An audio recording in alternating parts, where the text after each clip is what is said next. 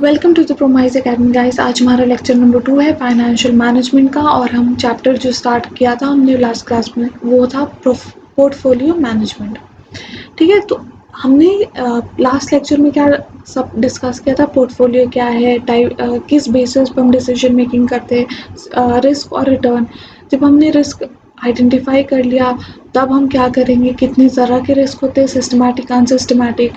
और हमने last lecture में स्टार्ट किया था अपना प्रैक्टिकल पोर्शन, दैट इज़ हमारा जो कैलकुलेशन था of expected return. Expected return क्या है? It is a sum of products of possible returns. क्या पॉसिबल रिटर्न्स हो सकते हैं, क्या हमें मिलने की चांसेस है और कितने परसेंट चांसेस है, उसे हम कहेंगे प्रोबेबिलिटी। जब हम दोनों को मल्टीप्लाई करते हैं और जो हमें उसका प्रोडक्ट मिलता है उसे हम कहेंगे एक्सपेक्टेड रिटर्न। लेकिन देखो, जहाँ रिटर्न है वहाँ रिस्क तो होता ही है, और सिर्फ रिटर्न समझकर हम डिसीजन मेकिंग नहीं कर सकते। तो इस पे आपको एक लाइन आपको अपने सामने दिख रही होगी, आप उसे लिखो। As risk is attached to every return. सभी रिटर्न के साथ कुछ ना कुछ परसेंटेज रिस्क होता ही है। बहुत नेग्लिजिबल हो सकता है, जैसे हमारी गवर्नमेंट सिक्योरिटी है, नेग्लिजिबल है। लेकिन कुछ ना कुछ रिटर्न जो इसलिए हम जो गवर्नमेंट सिक्योरिटीज़ होते हैं ना उनको हम कहेंगे रिस्क फ्री रिटर्न। उसमें रिस्क बहुत कम होता है, या फिर जिसको नहीं कहते 0.0001%। लेकिन इससे एक चीज़ तो क्लियर है कि हर रिटर्न को कमाने के लिए आपको कुछ ना कुछ रिस्क उठाना ही होता है, और उस रिस्क को कैलकुलेट करेंगे हम, और उसे क्या कहेंगे हम, स्टैंडर्ड डिविएशन। और वो उसे हम रिप्रेजेंट कैसे करते हैं, ऐसे सिग्मा। इसे हम क्या कहेंगे, सिग्मा। ठीक। अब हम इसके बारे में अब समझेंगे, कुछ क्वेश्चंस देखेंगे। जो हमारे बुक है उसमें इतना बेसिक से स्टार्ट नहीं किया हुआ है, उसमें सीधे पोर्टफोलियो मैनेजमेंट ही स्टार्ट किया हुआ है, जो कि बहुत गलत तरीका है पढ़ने का। तो इसलिए आपको ये सब वीडियोस देख के हेल्प मिलेगी ज़रूर। तो हम इसका पहले एक बार फॉर्मूला देखते हैं कि हमारा रिटर्न रिस्क का क्या फॉर्मूला हो सकता है। वो है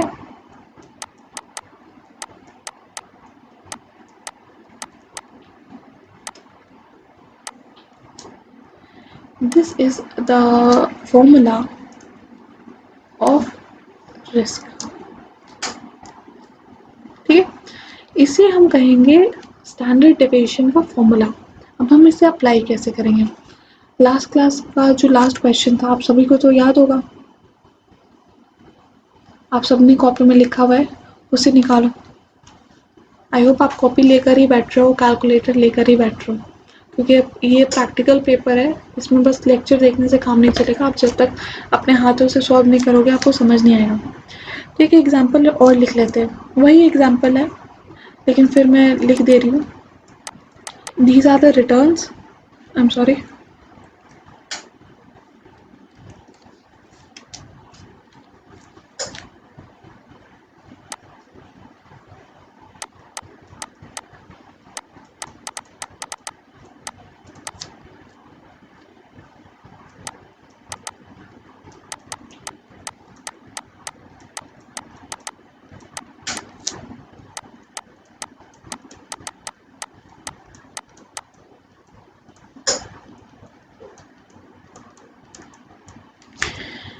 देखो लास्ट क्लास में हमने सिर्फ यहाँ तक किया था। अब हम उसी क्वेश्चन को सेम क्वेश्चन करेंगे, लेकिन अब हम उसमें रिस्क भी कैलकुलेट करेंगे। रिस्क क्या है पहले हम ये क्वेश्चन लिख लेते हैं। Possible returns,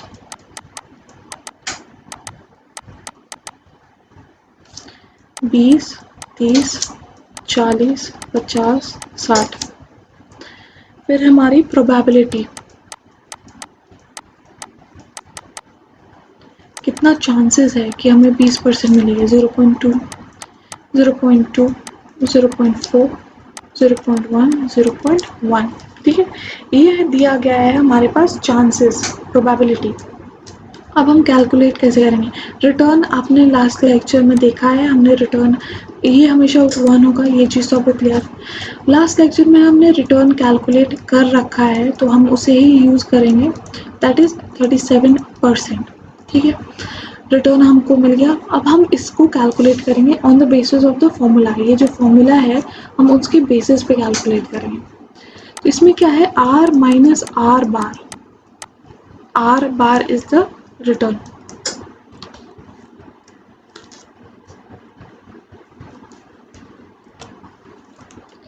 this is the return r bar. अब हम उसे कैलकुलेट कैसे करेंगे, 37 तो हमें मिल गया है, अब हम इसे कैलकुलेट करेंगे।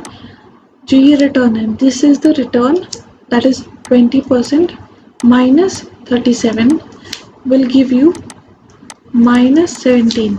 वो सेकेंड केस में इट इज -7, थर्ड केस में इट इज 3, 13, 23। आप माइनस करके देखो, जैसे इसमें था 30 माइनस 37, 40 माइनस 37, 15 माइनस 37, 60 माइनस 37।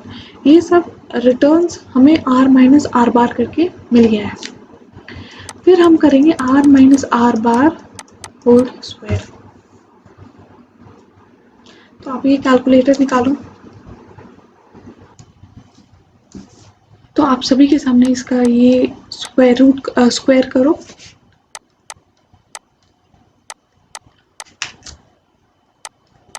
आप सभी के पास कैलकुलेटर्स होने चाहिए, बिना कैलकुलेटर के काम नहीं चलेगा।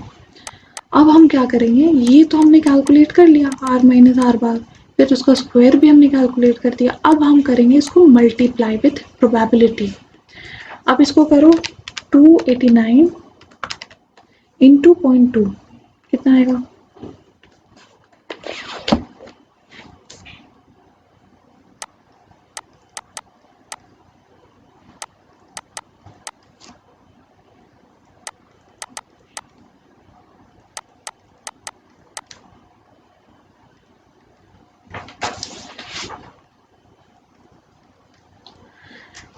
ये आई होप सो आप सबने कैलकुलेट कर रखा है। कैलकुलेटर अपने सामने होना चाहिए, ठीक है। कैलकुलेट करो और मैच करो। अब हम कैलकुलेट करेंगे इसका स्टैंडर्ड डेविएशन। देखिए स्टैंडर्ड डेविएशन के साथ साथ आपने स्टैंडर्ड 11 में पढ़ा होगा कि स्टैंडर्ड डेविएशन का स्क्वायर इज वेरिएंस। तो ये हमारे पास आ गया वेरिएंस। वेरिएंस का स्क्वायर रूट करेंगे तो हमारे पास आ जाएगा स्टैंडर्ड डेविएशन। तो हम करेंगे 141 का स्क्वायर रूट, दैट इज 11.87%। ठीक है, आप सभी को पता नहीं दिख रहा है कि नहीं, 11.87% इज द स्टैंडर्ड डेविएशन। ठीक है, ये आ गया स्टैंडर्ड डेविएशन। तो आप सभी ने ये चीज़, ये क्वेश्चन आई होप सो आपने पूरा कर लिया। नहीं किया तो एक बार देख लो, पूरे स्क्रीन पे आ गया है। ठीक है, ये पहले कॉपी कर लो।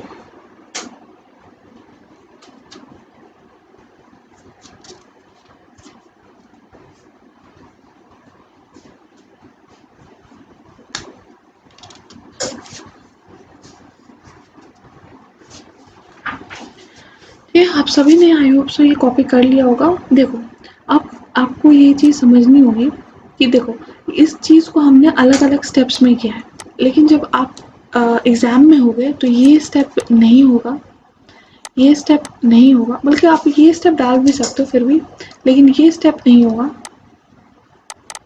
ठीक है, ये स्टेप आप डाल सकते हो, ये स्टेप बिल्कुल नहीं होगा, और फिर हमारे पास ये स्टेप डायरेक्टली आ जाएगा, क्योंकि आपको अपने टाइम को बचाना भी है एग्ज़ाम में। और आप अभी जब फिर से ये क्वेश्चन प्रैक्टिस करोगे तो आप ये चीज़ को अवॉइड करके सीधे आप इसको स्क्वायर करके प्रोबेबिलिटी से माइनस करके यहाँ लिखोगे, और उसका summation is 141, that is standard deviation. ठीक है, सॉरी नहीं, स्टैंडर्ड डेविएशन तो इसका स्क्वायर रूट होगा। ये है वेरिएंस। आप सभी को आई होप सो समझ आ गया होगा। इसके साथ हमारा जो नेक्स्ट कॉन्सेप्ट आता है ना, कैपिटल एप्रिसिएशन। ये क्या होता है, हमने ऑब्जेक्टिव्स में तो पढ़ा है कि कैपिटल ग्रोथ होना चाहिए। अब हम इसे कैलकुलेट कैसे करेंगे, कैपिटल एप्रिसिएशन। फॉर एग्जांपल आप समझो एक 100 रुपये का शेयर था, मतलब एक ही शेयर आपने इन्वेस्ट किया, तो 100 रुपये का एक शेयर था और आपने एक शेयर लिया। 1 साल के बाद उसमें 10 रुपये का डिविडेंड मिला हमें, और उसकी आज की मार्केट वैल्यू है कितनी कितनी ले हम 130 ले रहे थे। This is the market price, this is the dividend that we receive, और दिस इज द कॉस्ट। अब हम इसमें से कैलकुलेट करेंगे कैसे कि कैपिटल अप्रिसिएशन हमारा कितना हुआ, उसका भी एक प्रोसेस, उसका स्टेप है। आप अपनी एक लेमैन की तरह भी अगर आप सोचोगे तो आपको एक चीज़ तो समझ आ गई होगी कि अगर हमने 100 रुपये का लिया था और हम 130 का बेचे, तो कैपिटल कितना, जो हमारा कैपिटल है उसमें कितना बढ़ोतरी हुई है, इट मीन्स कि कितना इंक्रीज हुआ है, 30 रुपीज़। ठीक है, दिस इज हमारा कैपिटल का appreciation, that is 130 minus 100 is capital appreciation. 30 rupees का हमारे पास कैपिटल अप्रिसिएशन। और हम कैसे रिटर्न इसमें कैलकुलेट करेंगे, ये चीज़ ध्यान देनी होगी। रिटर्न होगा हमारा कितना हमें टोटल इस सिक्योरिटी से मिला है, कितना पैसा हमारे टोटल हमारे पास आया है, वो है, देखो डिविडेंड भी तो हमें मिला ना, तो उसको भी तो हम इंक्लूड करेंगे, कितना हमारे पास रिटर्न हुआ एक सिक्योरिटी में इन्वेस्ट करके, तो 10 रुपये तो हमें मिले ही। फिर हमें मिले 230 रुपये, सॉरी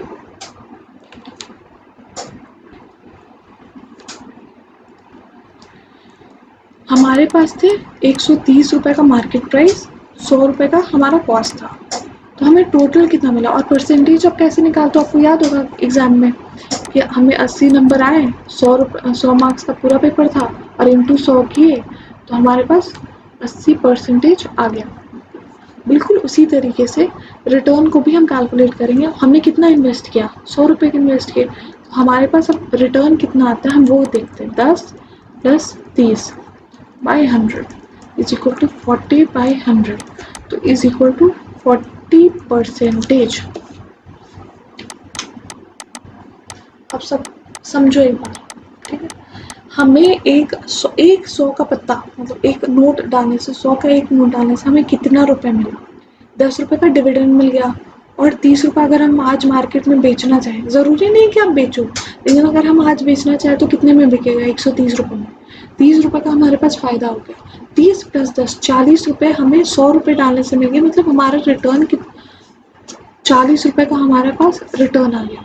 ठीक है, तो अब हम ये रिटर्न देखो ऐसे कैलकुलेट करते हैं। तो इस कॉन्सेप्ट में आपको 2 चीज़ें समझ आ गई होगी। कैपिटल एप्रिसिएशन मतलब जो कैपिटल हमने डाला है उस पर कैपिटल कितना अप्रिशिएट किया है, मतलब मार्केट प्राइस आज की कितनी है। और रिटर्न, रिटर्न मतलब टोटल। तो इसका फॉर्मूला क्या है, डिविडेंड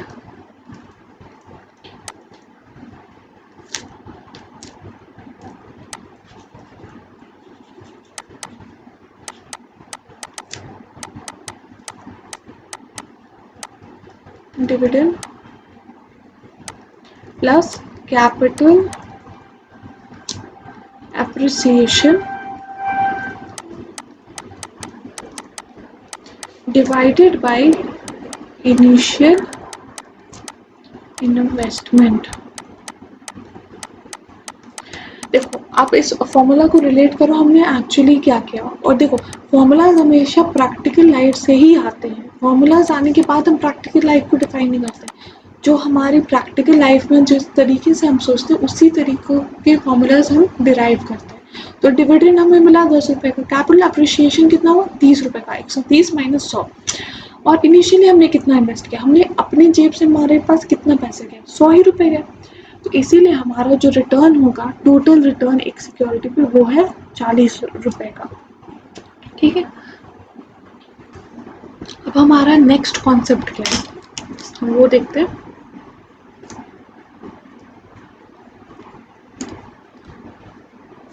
ठीक है,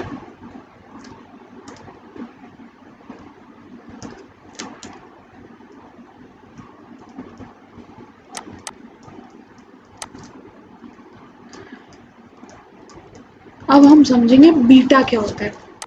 बीटा होता है एक बेंचमार्क के रिस्पेक्ट में हमारी सिक्योरिटीज़ में कितना वेरिएशन आता है। बेसिकली हमारा सिक्योरिटी जो हमने जिसमें इन्वेस्ट करना है या कर चुका है, जिसमें हमने इन्वेस्ट, उसमें कितना अप्स एंड डाउन्स हो सकता है with respect to a benchmark.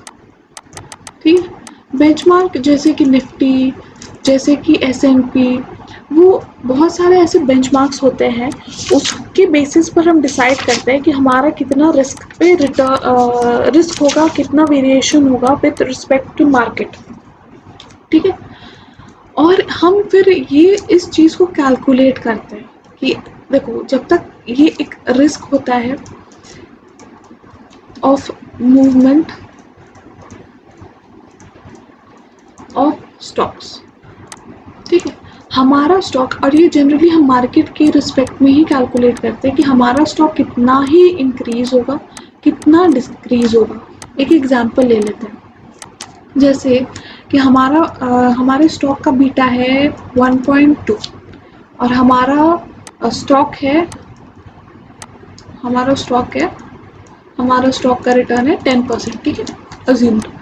तो इसका मतलब हम इंटरप्रेट ऐसे करते हैं कि अगर हमारा स्टॉक ये पॉजिटिव है ना, तो अगर मार्केट 12% से इंक्रीज करेगी तो हमारा स्टॉक भी इंक्रीज करेगा। ठीक है। अगर हमारा मार्केट का डिक्रीज होगी 12%, सॉरी,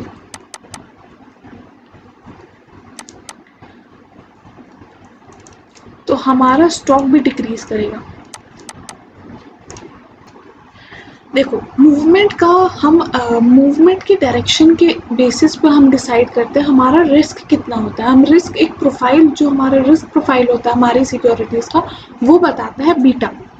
जैसे हमने एग्जांपल लिया कि हमारा बीटा था 1.2, ठीक है, और स्टॉक मार्केट इंक्रीज करता है, ऊपर जाता है, ठीक है, 10% से, हमारा एग्जाम्पल। तो हमारा स्टॉक कितने परसेंट से ऊपर जाएगा? तो हमारा स्टॉक ऊपर जाएगा 12% से। ये हमारा इंटरप्रिटेशन होता है बीटा का।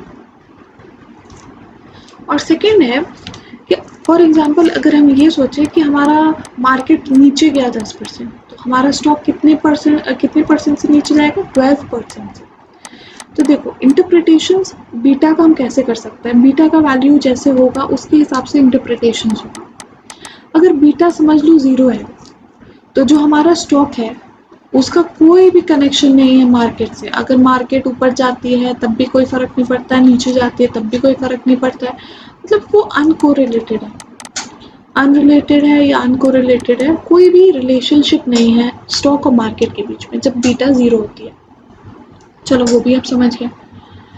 अब हम आगे समझते हैं, अगर बीटा 1 है, परफेक्टली कोरिलेटेड।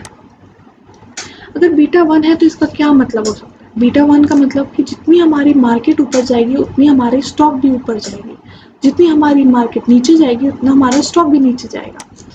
ये है परफेक्टली कोरिलेटेड। और सबसे ध्यान देने वाली बात है कि ये है पॉजिटिव कोरिलेशन। इसका ऑपोजिट क्या हो सकता है? बीटा अगर -1 है तो मतलब अगर हमारी मार्केट ऊपर गई ना तो हमारा स्टॉक नीचे जाएगा, अगर हमारा मार्केट नीचे गया तो स्टॉक ऊपर जाएगा, मतलब ऑपोजिट डायरेक्शन माइनस में है, और ये पॉजिटिव डायरेक्शन है। ठीक है। ये बेसिकली 3 मेजर होते हैं बीटा के वैल्यूज, -1, 0, 1। इसके बीच में भी हमारे हो सकते वैल्यूज, इसके ऊपर भी हो सकते हैं।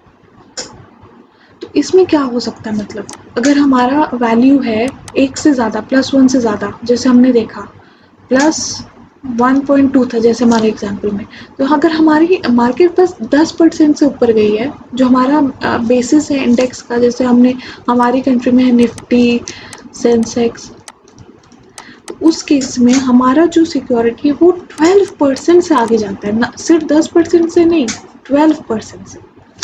और उसका ऑपोजिट केस ले लें, अगर हमारा है -1.2 और मार्केट 10% ज़्यादा गेन दे रही है, पॉजिटिव है, तो हमारा रिस्क कितना होगा, हमारा रिटर्न कितना से बढ़ेगा या कितना से कम होगा? 12% से कम होगा, क्योंकि ये माइनस में है या ऑपोजिट डायरेक्शन है। ठीक है। और इसके बाद और क्या चीज़ एक समझने की है, देखो, जब 0, बीटा, -1, इसके बीच में होता है, मतलब -1 एंड 1 के बीच में होता है, तो मूवमेंट जो मार्केट का है उसके साथ साथ चल रहा होता है या फिर उससे कम चल रहा होता है, ठीक है। समझो ये छोटा है ये बड़ा है, मार्केट ज़्यादा मूव कर रही है और हमारा सिक्योरिटी कम मूव कर रहा है, उसका मतलब हमारा बीटा इन दोनों के बीच में। लेकिन अगर बाई चांस हमारा सिक्योरिटी का बीटा -1 से ज़्यादा है, कम है, सॉरी, -1 से भी कम है, मतलब -2 है, -3 है, तो इसका क्या मतलब है कि अगर हमारी सिक्योरिटी 10% से ऊपर जाती है तो ये डबल -20% मतलब गिरती है, एक्चुअली 20% से गिर जाती है। बिल्कुल वैसी तरह अगर ये फॉर एग्जांपल इसको हम लेते हैं 1.8, ठीक है, 1 से ज़्यादा है +1 से, तो अगर ये उस केस में, तो ये अगर मार्केट सिर्फ 10% से ऊपर जाती है तो हमारी सिक्योरिटी लॉन्ग जंप मार के 18% ऊपर जाती है। लेकिन अगर हमारा जो मार्केट है वो 10% से गिर भी सकता है, तो हमारी सिक्योरिटी लॉन्ग जंप मार के 18% से गिरेगी। इसका मतलब होता है बीटा क्या होता है, ये होता है उसका मतलब। अगेन लेक्चर का टाइम हो गया है ख़त्म, हम आगे क्वेश्चंस करेंगे नेक्स्ट लेक्चर से, ठीक है। See you in the next lecture, bye bye.